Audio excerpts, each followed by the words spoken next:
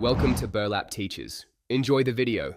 You start by verifying prerequisites so you isolate the cause fast.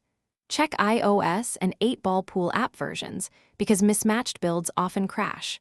Once done, free 1 to 2 gigabytes of storage and close background apps to release memory. Restart your iPhone to clear transient faults, then open small apps to confirm system stability.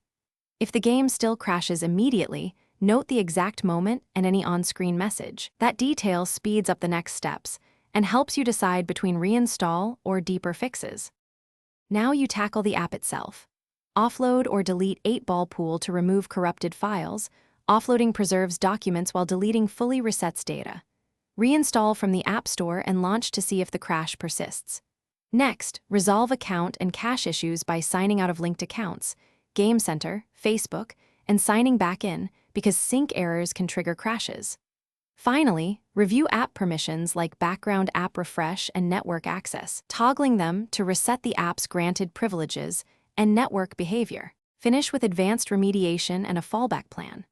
Update iOS to the latest minor release and install any pending 8-ball pool updates because many crashes are resolved by patches. Once updated, test again.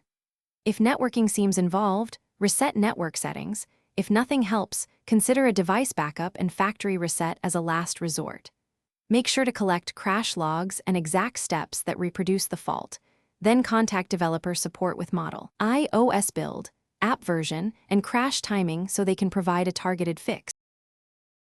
Thanks for watching. Consider subscribing if this video helped you.